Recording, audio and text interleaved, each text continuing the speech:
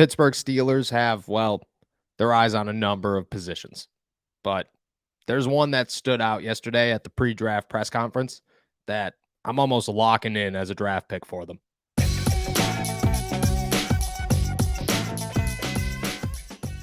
What's going on, everybody? I'm Noah Strackbein. Thank you for jumping on to Steelers to Go, your daily to-go cup of Pittsburgh Steelers news and analysis. Find us on youtube.com/All Steelers Talk and subscribe anywhere you get your podcasts. And today we're talking about this. What other positions do you feel there's good depth in this draft?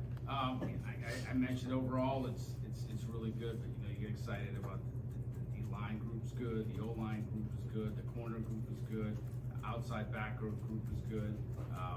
Some good quarterbacks. We're not taking a quarterback, but The tight end group is good. The receiver group is good. We just feel really good about the talent, really at every position. The tight ends. You got the hint.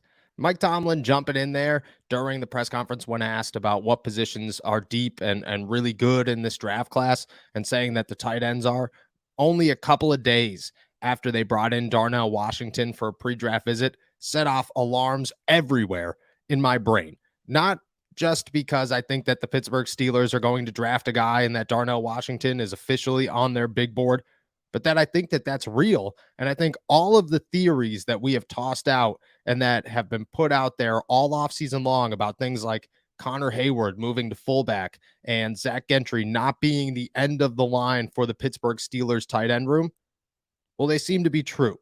It was the way he said it. It was the way that Mike Tomlin, and we all know Mike Tomlin, we know him well enough to know that sometimes he gives things away, sometimes he doesn't, and he's very good at deciding what he's going to toss out there and what he's not. The fact that he got that excited about the tight end rooms, the tight ends, set off a little bit of an alarm, gave me a little bit of a spark, gave me a little bit of a feeling that maybe the Pittsburgh Steelers are going to shock us. It's about where, though. Where are the Steelers going to shock us? Are they going to shock us at 17 and take a guy like Darnell Washington and just blow up the whole draft and say, well, this guy can now come in here. We didn't get a left tackle. We didn't get a cornerback that we decided to go with. We're going with the biggest tight end that the NFL has, a guy who could block, a guy who could catch, a guy who's an immediate red zone threat and who could help Kenny Pickett. And that's going to be our first round draft pick. Or is there another name? Is there a sleeper? Is there a second or a third round guy that the Pittsburgh Steelers haven't brought in for a pre-draft visit and haven't met with at things like the Senior Bowl, the NFL Combine, who have put themselves on the radar for guys like me and everybody watching? I talked to all the tight ends at the Senior Bowl. I didn't talk to many at the NFL Combine, wasn't really interested in the position, and I don't think anybody really was interested in the position outside of Darnell Washington, obviously.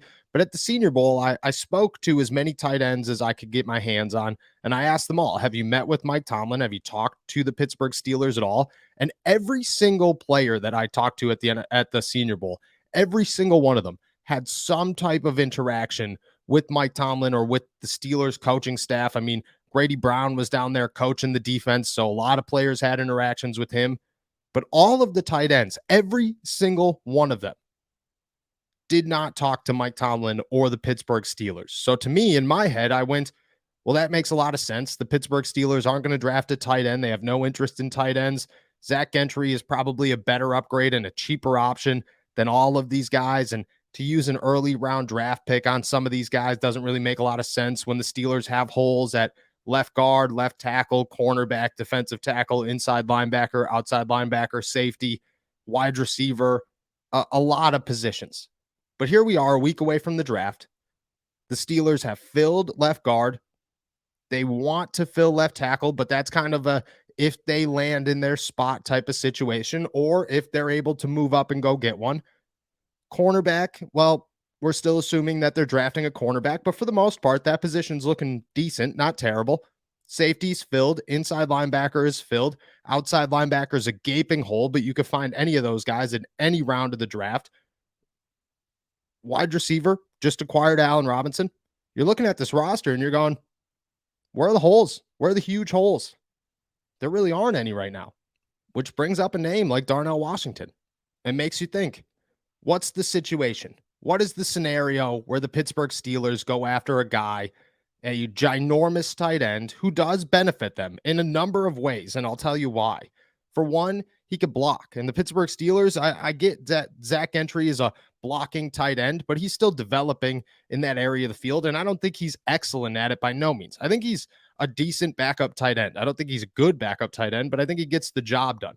Pat Fryermuth is not a blocking tight end. If anything, he's more of a slot wide receiver than he is an actual tight end. And then Connor Hayward, well, at 5'10", you can't line him up there against guys like Myles Garrett and say, hey, have fun. You could do it. I trust you. You can't. I think Connor Hayward fits a lot better as a fullback in the NFL, a slot guy, a hybrid that, utilized Swiss Army knife, somewhat like Cam Sutton was in the defensive backfield, but on offense. And I think Connor Hayward fits perfectly in that role because he's been utilized in that role his entire career. That's what his body type presents. It's, well, I don't really have a position because I'm too short to play tight end. I'm too short to play slot receiver. I'm too slow to play slot receiver, but I have great hands. I could block a little bit, so maybe fullback works out well. I could run the football if need be. I think Connor Hayward is the perfect mix to replace Derek Watt and just be that utility piece. But that only leaves the Pittsburgh Steelers with two tight ends. Where do you go from there?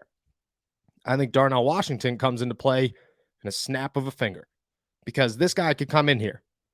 He's huge, 6'7". He could block. People have tossed it out there to me a million times. Well, what if we just draft Darnell Washington and the Pittsburgh Steelers utilize him as a blocking tight end to help a guy like Dan Moore? I don't think that solves any problems, to be honest with you. I think that if you're putting Darnell Washington on the field just to be a blocker and you're removing a wide receiver or you're removing Pat Fryermuth or whoever you could put out there on the field as another weapon for Kenny Pickett, I don't necessarily think that that's a positive move or a move in the right direction to fix this offense or to fix the left tackle position. But he could block, and he could block well. I mean, Darnell Washington is probably the best blocking tight end in the NFL draft. And again, at 6'7", you can't expect anything different. On top of that, he's a red zone threat. And even if he's not the greatest pass catching tight end out there, even if he's not better than Pat Fryermuth in the receiving game, which I don't think he is, and I don't think he takes away from Pat Fryermuth's role. I think Pat Fryermuth continues to strive if he is the selection, if Darnell Washington, is the selection. I think Pat has his role. He's the starting tight end. He is what the Pittsburgh Steelers have been looking for. They love that guy. I don't expect any of that to change. But Darnell Washington is a guy that could come in here and be a red zone threat, which the Pittsburgh Steelers struggled in 2022. They didn't have that big body to just toss it up to, and Kenny Pickett a lot of times was stuck just looking for whatever option possible. George Pickens was obviously the guy, but he's still developing. You don't want to toss it to a rookie every single time in the red zone. This year, they have Allen Robinson, they have George Pickens, and then if they could go out and they could get a Darnell Washington, that's a huge upgrade. You have now almost perfectly, in my opinion, replaced or upgraded, I should say, your red zone offense. You grabbed a guy who is a proven veteran in the red zone, who is dynamite when it comes to catching touchdowns. Pat Fryermuth is only going to get better in that area. George Pickens is definitely going to get better in that area. And then you go out and get a 6'7" tight end. I mean, guys like Matt Spaeth made a whole career out of just being a ginormous tight end who could catch touchdowns when need be. It works, and it works well. And for a quarterback that's developing, a tight end is your best friend. And a big tight end, that is even better, possibly as good as it gets. And if we're being honest, Darnell Washington might be the best value on the board at pick 17. I'm not positive, and maybe he's the best value on the board at 32. Maybe he's the best value on the board at 21. Maybe he's the best value on the board at 24 if the Pittsburgh Steelers decide to move around a little bit. But at 17, you have to assume that the big three offensive tackles are off the board, and Paris Johnson, Broderick Jones, and possibly Darnell Wright. At this point, we're talking about 7 or 8 cornerbacks going in the first round. So you got to wonder if a guy like Deonte Banks or Joey Porter Jr. is even going to be available to the Pittsburgh Steelers. And I'm going to say chances are they're not going to be. So the Pittsburgh Steelers are left without a cornerback. Where do you go from there? We're talking about possibly a wide receiver and Zay Flowers and Jordan Addison.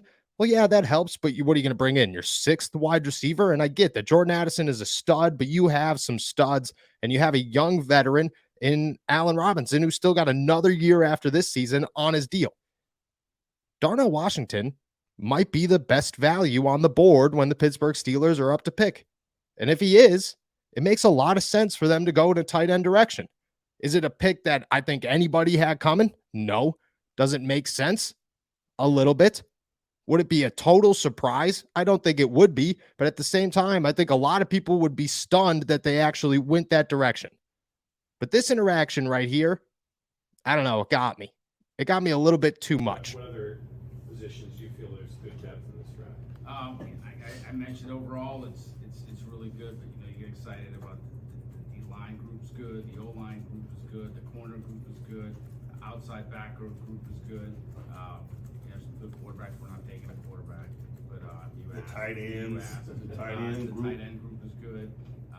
The tight end group. I don't know.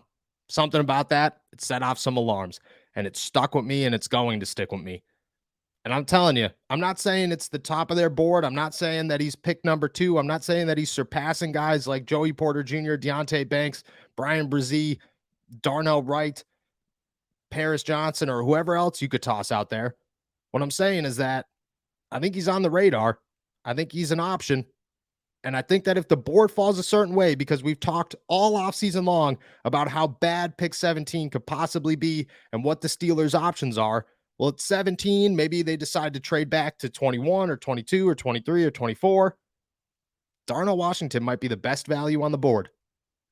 And he fits a need for the Pittsburgh Steelers, and he does a lot of things that help this offense. And I'm going to say right now, he's an option for the Steelers in the first round.